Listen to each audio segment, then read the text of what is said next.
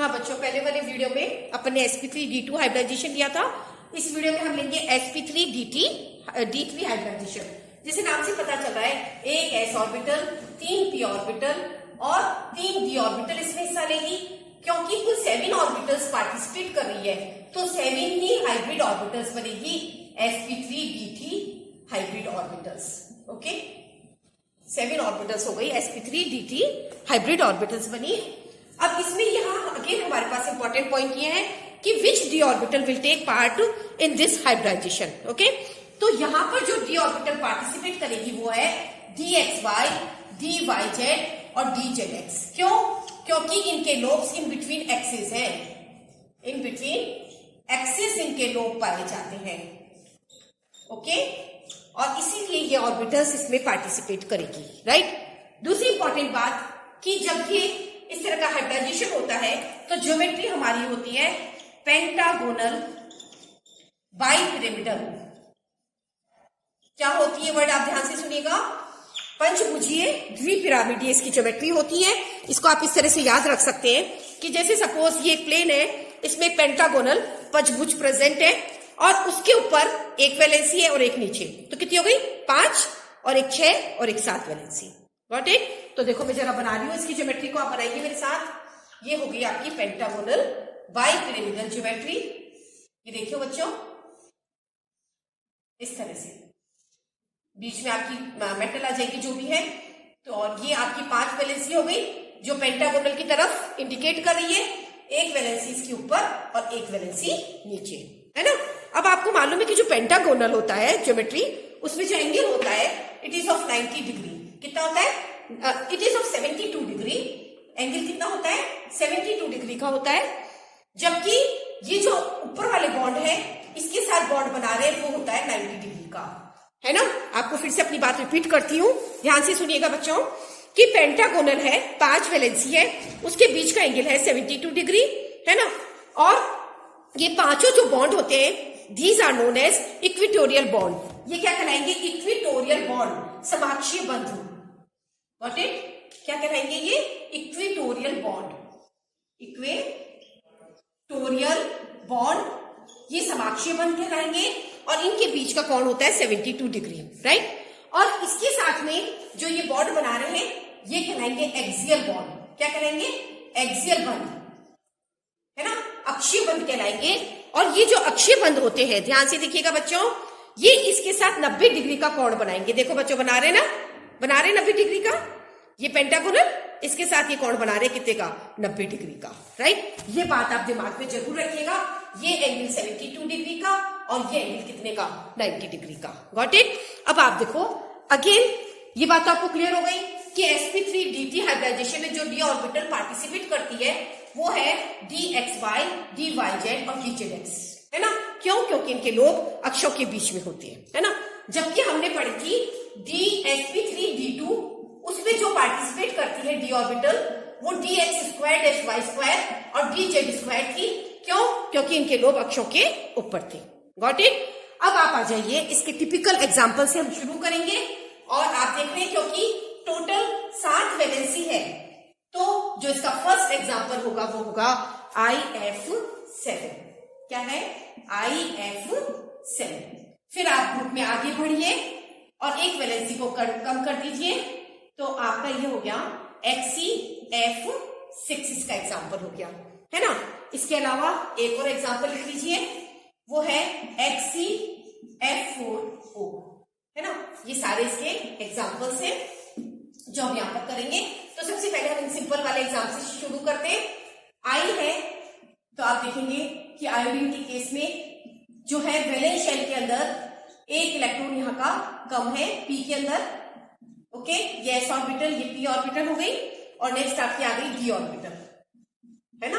ये हो गई आपकी d ऑर्बिटल। क्योंकि ये 7 बॉन्ड बना रहा है, इसका मतलब हमें 7 अनपेयर्ड इलेक्ट्रॉन चाहिए। हम सारे इलेक्ट्रॉन्स को एक्साइट कर देंगे हायर एनर्जी लेवल पे।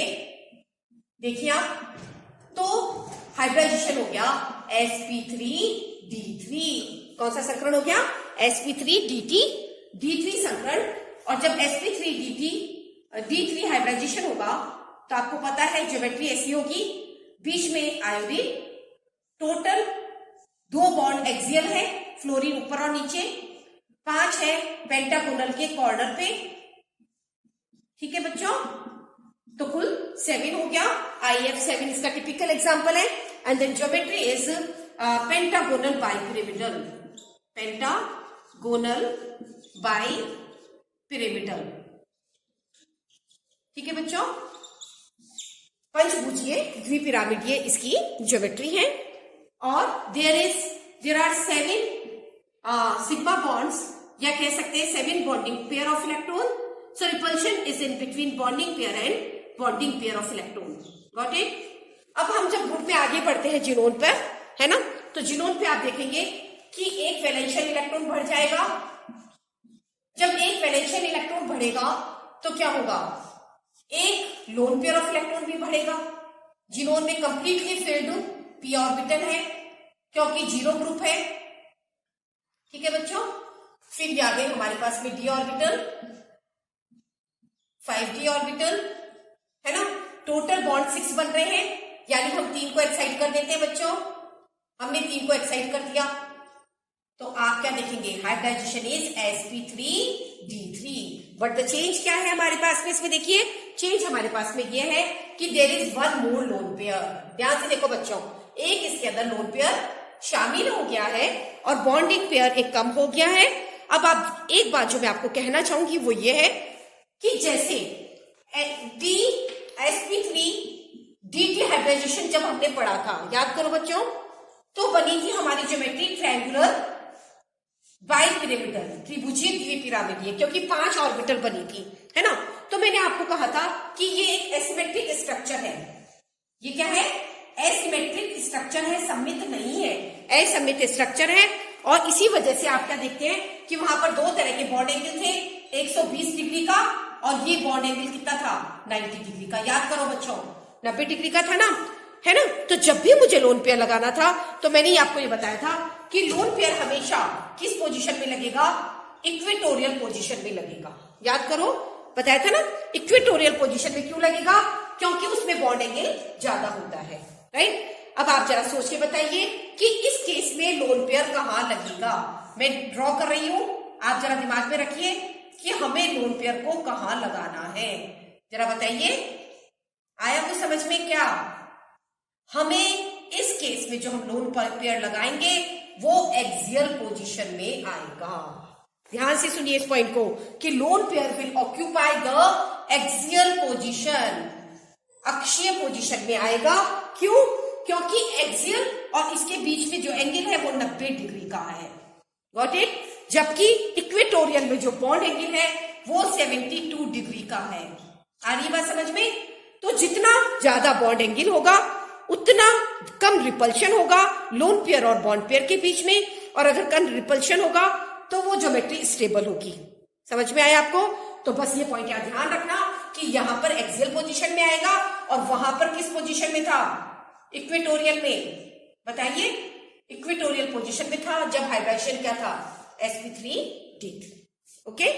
तो अब ये जब आप इलेक्ट्रॉन पेयर इधर आ गया है तो अब आप बाकी पे क्या लगा देंगे, फ्लोरीन लगा दीजिए। क्लियर है, बोलो। So this is the geometry of HCF6, है ना।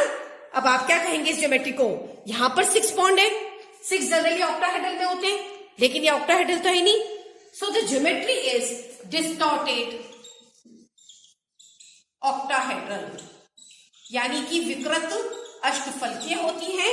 क्यों, क्योंकि इसमें परफेक्ट ऑक्टाहेड्रल में तो 90 डिग्री एंगल है, वो नहीं होता है। अब आप यहां देखेंगे तो आप क्या लिखेंगे, there are 6 sigma bond, 6 bonding pair of electrons, there is 1 lone pair of electron, right, and repulsion is in between lone pair and bond pair of electron. Got it, है ना। तो ये हमने इस तरह से किया है कि किस तरह से इसमें हाइब्रिडाइजेशन होगा और कैसे ज्योमेट्री बनेगी। Got it. तो आपने ये बात अच्छे से नोट करी होगी कि हम हमेशा टिपिकल एग्जाम्पल से शुरू करते हैं और आगे ग्रुप में बढ़ते वैलेंसी को एक कम करते हैं, राइट बच्चों। अगर सपोज आपको कोई पूछे कि आप बनाओ किसका,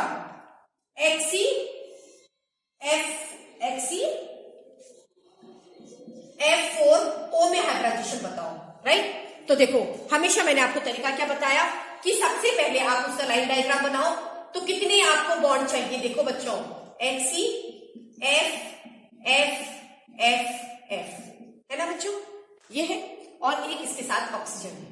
तो कुल आपको कितने अनपेयर्ड इलेक्ट्रॉन चाहिए? देखो 1 2 3 4 5 6, है ना, इसमें 6 इलेक्ट्रॉन्स चाहिए।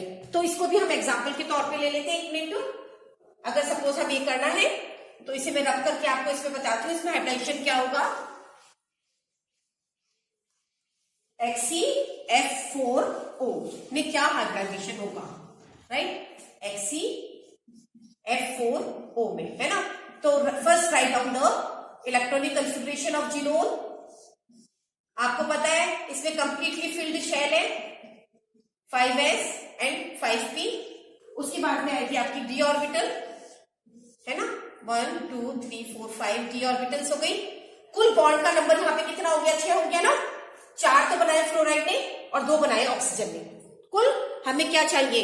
इसके अंदर चाहिए 6 अनपेयर्ड इलेक्ट्रॉन चाहिए। ओके, तो हम 6 अनपेयर्ड कैसे करेंगे? जब 3 को एक्साइट कर देंगे d ऑर्बिटल में।